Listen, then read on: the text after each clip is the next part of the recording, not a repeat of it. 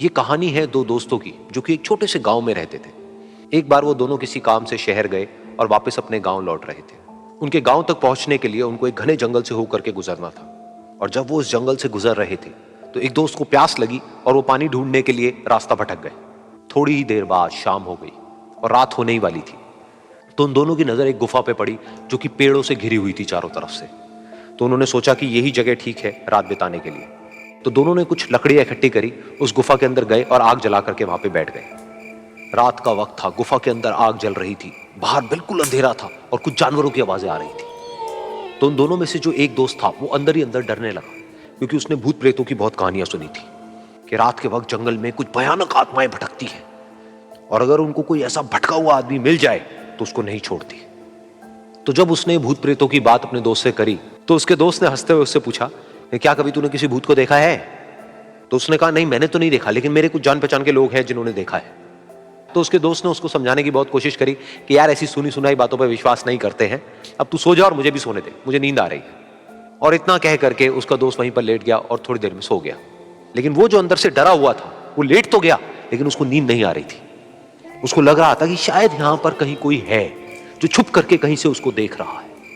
उस आग की वजह से कुछ परछाइयां बन रही थी वहां पर पत्थरों पर, तो उन परछाइयों को देख करके भी वो डर रहा था। फिर कुछ घंटे तक ऐसे ही चलता रहा। फिर उसके बाद में क्योंकि वो थका हुआ था तो उसको नींद आ गई। लेकिन नींद आने के कुछ देर बाद ही उसको एक सपना आया।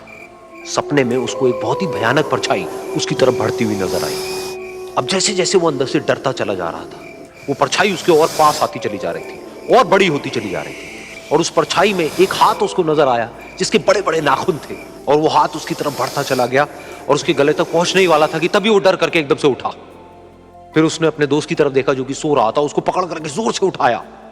फिर उसने अपने दोस्त को बताया कि उसके साथ में क्या हुआ। तो उसका दोस्त फिर हंसने लगा। फिर उसके दोस्त ने उसको कहा, अब अगर दोबारा से तुझे वो परछाई दिखे तो तू वही कहियो जो मैं तुझे कह रहा हूं कहने के लिए, फिर देखते हैं वो परछाई तेरा क्या करती है। तुझे अपने अंदर ही अंदर बोलना है, मैं तुझसे नहीं डरता, सामने आ।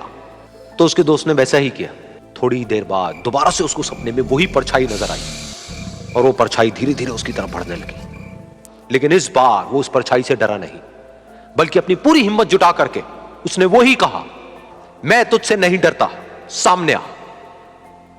मैं तुझसे नहीं डरता, सामने आ। मैं तुझसे नहीं डरता, सामने आ।